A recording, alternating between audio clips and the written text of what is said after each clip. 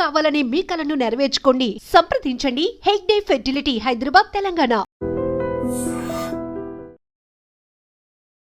నమస్కారం, welcome to I dream. Health talks with Vijitha కార్యక్రమానికి స్వాగతం. ప్రస్తుతం మనతో పాటు ఉన్నారు అనువంశిక ఆయుర్వేద నిపుణులు డాక్టర్ సుధాకర్ రెడ్డి గారు. ఇప్పుడు వారితో మాట్లాడి మరిన్ని విషయాలు తెలుసుకుందాం. నమస్తే అండి. నమస్తే అండి. సుధాకర్ రెడ్డి గారు, ప్రీ డయాబెటిక్ అంటే చాలా మందిలో ఇంకా రాబోతోంది, ఇప్పటి నుంచి నాకు షుగర్ అటాక్ అవబోతుందంట, బార్డర్లో ఉందంట, ఇంకొచ్చేసినట్టేనేమో అని చెప్పి చాలా భయపడుతూ ఉంటారు. అటువంటి వాళ్ళు ఏ రకమైన విధానాన్ని ఆచరించాలి, ఎటువంటి అంటే ఆయుర్వేదిక్లో ముందుగానే రాకుండా జాగ్రత్తలు తీసుకోవడానికి కానివ్వండి, లేదు స్టార్టింగ్ స్టేజ్లో ఉంటే అది రివర్స్ అవ్వడానికి కానివ్వండి, చాలా రకాల రెమెడీస్ ఉంటూ ఉంటాయి కదా, అలాంటివి ఏమైనా ఉన్నాయా? ప్రోగ్రాంలో కూడా ప్రీ డయాబెటిక్ మీద చేసామండి. అవును, అప్పుడు చేసిన ఒక 2 years బ్యాక్ చేసాము. అప్పుడు కానీ నేను ప్రతి వాళ్ళ ఫీడ్బ్యాక్ తీసుకోవడం జరిగింది అనమాట అండి. దానిలో యాక్చువల్గా మామూలుగా జరిగేది ఏంటంటే, ప్రీ డయాబెటిక్లో చాలామందికి నోరు ఆరిపోతుందండి. నైట్ బెడ్ టైంలో నోరు తడి ఆరిపోయి లాలాజలం సరిగ్గా ఊరదనమాట. ఓకే. అలా కొంతమందిలో సిమ్టమ్స్ ఉంటాయి. కొంతమందిలో ఏంటంటే బాడీ పెయిన్స్ ఉంటాయి. కొంతమందిలో కాన్స్టిపేషన్ కూడా హెవీగా ఉంటూ ఉంటుంది. దాంతోపాటు ఈ కొంతమందికి అరికాళ్ళ మంటలు, తిమ్మిర్లు కొంతమందికి ఉంటాయి. కొంతమందికి అంటే ఎక్సెస్ యూరినేషన్, నైట్ టైం ఒకసారి యూరినేషన్కి వెళ్ళి 3-4 సార్లు యూరినేషన్ జరుగుతుంది. అది చాలా మంది తక్కువ మందిలో జరుగుతుంది. కొంతమందికి ఏంటంటే ఏదైనా వర్క్ చేయాలంటే కాన్సన్ట్రేషన్ ఉండదు. కొంతమందికి నిద్రలేని సమస్యలు ఉంటాయి. కొంతమందికి రోజంతా బద్ధకంగా ఉంటుంది, అంటే ఏం పని చేయాలనిపిస్తుంది, లేజినెస్ ఉంటుంది.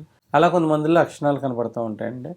కొంతమంది ఎందుకైనా మంచిదని అప్పుడప్పుడు 3 monthsకి ఒకసారి టెస్టులు చేయించుకుంటూ ఉంటారు. చేయించుకున్నప్పుడు ర్యాండమ్ షుగర్ చూపించుకుంటారు చాలామంది. ర్యాండమ్ షుగర్ చూపించుకున్నప్పుడు 180-190 కనిపించినప్పుడు అప్పుడు షుగర్ వచ్చిందని భయపడి, కామన్గా HbA1c టెస్ట్ మెయిన్ అండి. 3 months test main. HbA1c test అంటారు. అది 3 months టెస్ట్ చేయించుకున్నప్పుడు వాళ్ళకి 5.5 నుంచి 6కి రీచ్ అవుతూ ఉంటుంది. 6కి రీచ్ అయినప్పుడు ప్రీ డయాబెటిక్ అంటారు. ఆ ప్రీ డయాబెటిక్ అన్నప్పుడు వాకింగ్ చేయమంటారు, మామూలుగా ఏదో బ్రౌన్ రైస్ తినమంటారు, కొంచెం చపాతీలు తినమంటారు. ఇవన్నీ కామన్గా జరుగుతాయి. ఇప్పుడు ఈ షుగర్ టెస్ట్ అనగానే బిఫోర్ ఫుడ్ చేస్తుంటారు. కొన్నిసార్లు మనము ఏదైనా ప్రాబ్లం ఉండి వెళ్ళినప్పుడు బ్లడ్ టెస్ట్ చేసినప్పుడు అదే పనిగా షుగర్ టెస్ట్ చేసి దాన్ని కూడా నిర్ధారణ చేస్తుంటారు. ఏది ఎలా చేసినప్పుడు ఇది మనం కన్సిడర్ చేయాలంటారు? మామూలుగా అయితే ఎంటీ స్టమక్తో ఉండాలి. సాయంత్రం భోజనం 7:30 కల్లా తినేయాలి. భోజనం తిన్నా టిఫిన్ తిన్నా తినేయాలి. తినేసిన తర్వాత మరీ లేట్ అవర్స్లో 10 గంటలకి తిన్న తర్వాత పొద్దున్న టెస్ట్ చేయించుకోకూడదు. 7:30 తిని మనం పడుకునే టైంకి 2 గంటలన్నర గ్యాప్ ఉండి అప్పుడు పొద్దున్న చేయించుకోవాలండి. ఎంటీ స్టమక్తో చేయించుకోవాలి. HbA1c కూడా బ్లడ్ రీడింగ్ అప్పుడే తీసుకుంటారు. తీసుకుని తర్వాత తినక ముందు రీడింగ్, తిన్న తర్వాత రీడింగ్, తిన్న తర్వాత 1.5 తర్వాత తీస్తారు రీడింగ్. తీస్తారు. అండ్ తినేసి వచ్చేమని 1.5 తర్వాత తీస్తారు. తినక ముందు రీడింగ్ 100 వరకు పర్వాలేదండి. 100 వరకు ఉంటే ఏమీ లేనట్టే లెక్క. కొంతమందికి ఏంటంటే 105, 110కి వెళ్ళేటప్పుడు కూడా ప్రీ డయాబెటిక్లో ఉన్నారు అని చెప్తారు. Main HbA1c levels main normal చేసుకుంటే ప్రీ డయాబెటిక్ నుంచి బయటపడతారండి.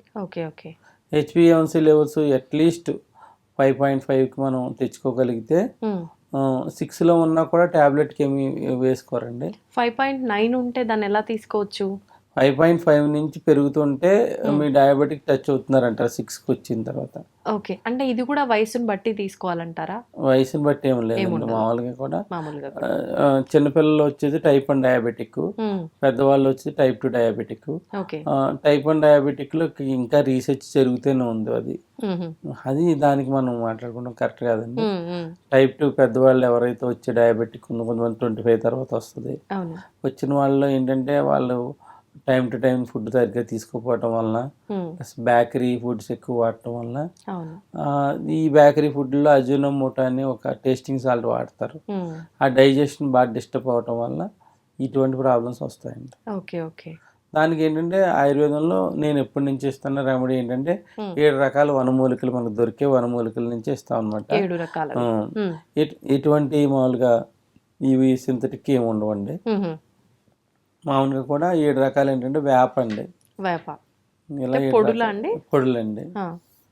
దీంట్లో వేప ఆకు చూర్ణం అండి, వేప ఏంటంటే మన బ్లడ్ ప్యూరిఫికేషన్ పనిచేస్తుంది. అవును. అంటే కొంతమందికి బ్లడ్ ప్యూరిఫికేషన్ సరిగ్గా లేకపోతే ప్రీ డయాబెటిక్ పేషెంట్లో చర్మ వ్యాధులు ఉంటాయండి, ఒంటి దురదలు అవన్నీ ఉంటాయండి. Okay okay. అవి లేకుండా ఉండటానికి మనకి వేప బ్లడ్ ప్యూరిఫికేషన్ వాడతామండి.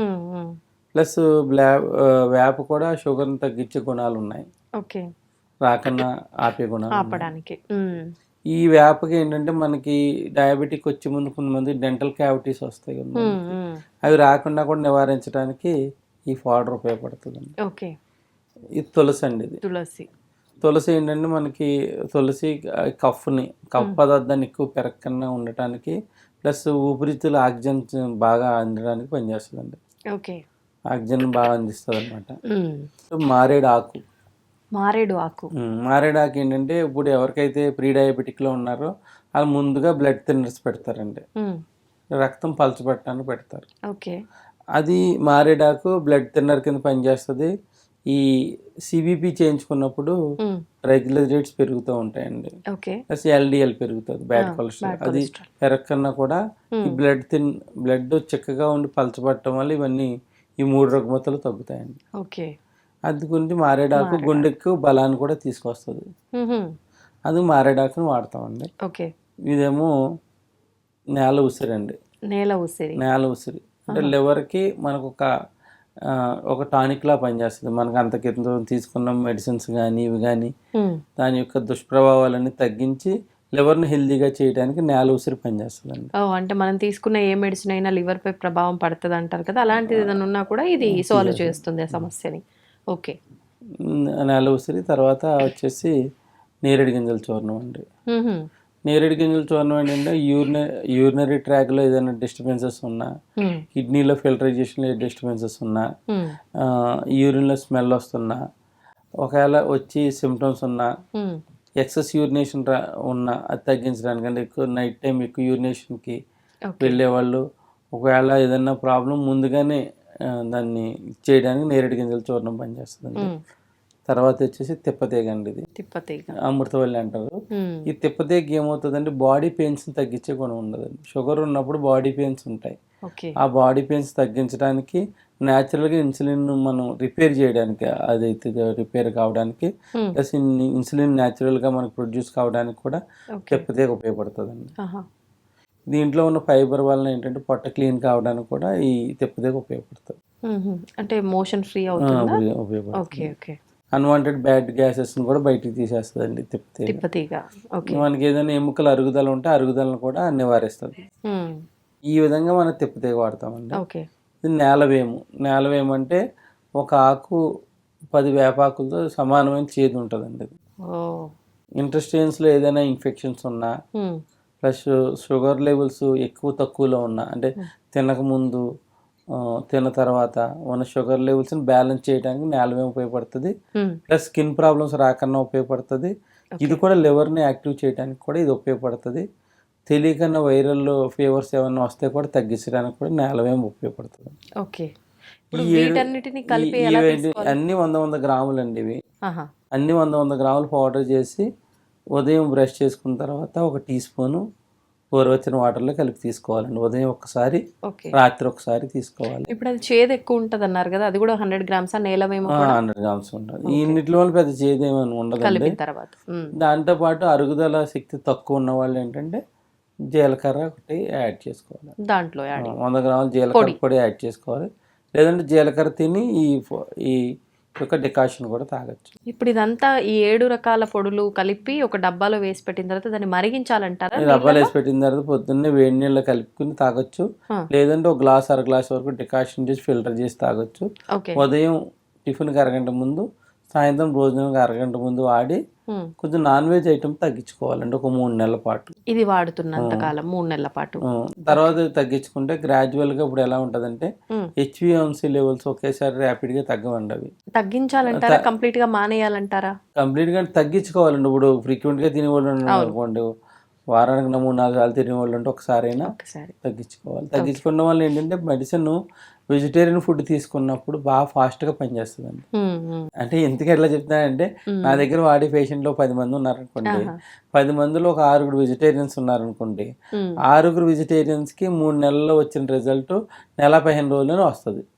ఓ ఓకే, అందు గురించి నాన్ వెజిటేరియన్స్ ఉంటే కొంచెం తగ్గించుకోమని చెప్తాము. తగ్గించుకోవాలి. ఓకే, అంటే ఆలస్యం అవుతుంది మనకు అది కంట్రోల్లో రావడానికి నాన్ వెజ్ తినే వాళ్ళు అయితే, కాబట్టి తగ్గించుకుంటే మంచిది. ఇప్పుడు డయాబెటిక్ అన్నది అజీర్ణ సమస్య.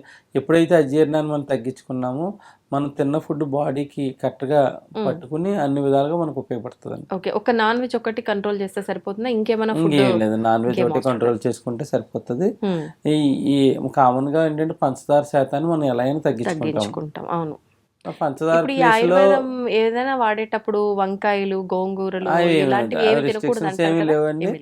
కాకపోతే మెయిన్ థింగ్ ఏంటంటే నాన్ వెజ్ తగ్గించుకోవాలి, పంచదార శాతాన్ని తగ్గించుకోవాలి. పంచదార బదులు బెల్లం వాడుకోవచ్చు. ఓకే ఓకే, బెల్లం వాడుకోవచ్చు. ఇప్పటి వరకు నేను మా గురువు వాళ్ళ ద్వారా నేర్చుకున్నది ఇప్పటివరకు ప్రీ డయాబెటిక్ ఇస్తున్నాను. ఇదే డయాబెటిక్ పేషెంట్స్కి వాడటం వల్ల ఏంటంటే ఆ టాబ్లెట్ల కన్జంప్షన్ తగ్గించుకోవచ్చు. ఓకే ఓకే, ఇదే డయాబెటిక్ పేషెంట్స్ వాడచ్చు. ఆ టాబ్లెట్ కన్జంప్షన్ తగ్గుతుంది. 2 వాడేవాళ్ళు ఒక టాబ్లెట్ అట్లా కన్జంప్షన్ తగ్గుతుంది. టాబ్లెట్ శాతాన్ని పెరగకుండా మనం ఇచ్చేసుకోవచ్చు. ఈ విధంగా ప్రీ డయాబెటిక్ లో బాధపడుతున్న వాళ్ళకి ఇది అద్భుతంగా పనిచేస్తుంది. నేను చాలా మందికి పోస్టల్ ద్వారా పంపిస్తాను ఈ యొక్క 7 రకాల పౌడర్స్ని. ఇదైతే జనరల్ హెల్త్ కూడా బాగా పనిచేస్తుంది. ఓకే ఓకే, మొత్తానికి అంటే డయాబెటిక్ అనేది ఇప్పుడు ఒక పెద్ద భూతంలా తయారైపోయింది. ప్రతి ఒక్కరూ భయపడిపోతున్నారు డయాబెటిక్ అనగానే. అటువంటి వారు ముందుగానే జాగ్రత్త తీసుకోవాలంటే ఈ 7 రకాల పుళ్ళని వాళ్ళు ఒక లైఫ్ లో భాగంగా పెట్టుకోవాలి. చాలా మంది ఏంటంటే ఎన్నాళ్ళు వాడాలి అంటారు. అవును, ఒక 3 నెలలు వాడిన తర్వాత ఒక పూట వాడుకున్నా సరిపోతుంది. దీంతో పాటు నేను ఏంటంటే ఈ డయాబెటిక్ టచ్ అయినప్పుడు లేడీస్లో గైనిక్ ఇష్యూస్ వస్తూ ఉంటాయి. అవి రాకుండా ఉంటాయని నేను అశ్వగంధిస్తూ ఉంటానండి. నైట్ బెడ్ టైంలో ఇస్తాను అనమాట. దాని ఇవ్వటం వల్ల కొంతమంది అంటే జెంట్స్లో సెక్సువల్ డిజార్డర్స్ కొంతమందికి అవుతాయి. అది అలా రాకుండా ఉండటానికి కూడా ముందు స్థాయిలోనే అరికట్టడానికి అశ్వగంధ అంత బాగా ఉపయోగపడుతుంది. నేను ఈ 2 రెమెడీస్తోనే చాలా మందికి డయాబెటిక్ ప్రీ నుంచి ఆ నార్మల్ స్టేజ్కి వచ్చిన వాళ్ళు ఉన్నారు. మెయిన్ ఏంటంటే ఒక 3 నెలలు వాళ్ళు 3 నెలలు వాడితేనే సరిపోతుందా? తర్వాత ఒక పూట మెయింటైన్ చేసుకుంటే చాలండి. అంటే మనం చెప్పినట్టు ఫుడ్ హ్యాబిట్స్ కూడా బయట అట్లా ఉండవు కదా, అందు గురించి 3 months తర్వాత ఒక పూట మెయింటైన్ చేసుకుంటే అది ఇంకొక పూట రెగ్యులర్ గా తీసుకుంటారు. చాలా మళ్ళీ రాకుండా ఉంటాయి ఇక్కడ ఉంటాయని మనం మెయింటైన్ చేసుకుంటారు. ఈ విధంగా ఫస్ట్ స్థాయిలో మనం తగ్గించుకోవచ్చు. ఆల్రెడీ వచ్చిన వాళ్ళు ఏంటంటే టాబ్లెట్ కన్జంప్షన్ కూడా తగ్గించుకుంటానికి అవకాశం ఉంది. ఓకే, ఇవన్నీ న్యాచురల్ రెమెడీసే. ఇవి డైలీ లైఫ్ లో ఉపయోగపడేవే. ప్లస్ చాలా మంది ఏంటంటే డయాబెటిక్ వచ్చినప్పుడు హార్ట్ అటాక్ వస్తుందని ఇదని అదని చాలా మంది ఇది పడుతూ ఉంటారు. కానీ ఆయుర్వేదంలో కూడా మంచి మంచి పేటెంట్ మందులు వచ్చేసినాయండి ఇప్పుడు. అంటే గుండె జబ్బులు రాకుండా ఉండడానికి అర్జునారిష్ట అని కొన్ని మందులు ఉన్నాయి. అరిపాదాల వరకు బ్లడ్ సర్క్యులేషన్ అవడానికి కొన్ని సిరప్స్ ఉన్నాయి. ఈ విధంగా ఎవరైనా ఆయుర్వేద వైద్యుని కలవచ్చు చేసుకుని ఆల్రెడీ డయాబెటిక్ వచ్చిన వాళ్ళు కంగారు పడకుండా ఏంటంటే గుండె బలానికి వీటికి కూడా ఉన్నాయి. ఈ విధంగా వాడుకుంటూ టాబ్లెట్ల సాయం పెరగకన్నా ఎక్కువ కాలం పాటు టాబ్లెట్ పెరగకన్నా మెయింటైన్ చేసుకోవచ్చు. ఆల్రెడీ డయాబెటిక్ వాడుతూ ఎక్కువ టాబ్లెట్స్ కన్జ్యూమ్షన్ ఉన్నవాళ్ళు ఈ విధంగా మనం చేసుకోవచ్చు. తర్వాత డైట్ ఎట్లా తీసుకోవాలో మనం తర్వాత దాంట్లో చూద్దాం. అలాగండి, థ్యాంక్ యూ అండి, థ్యాంక్ యూ వెరీ మచ్.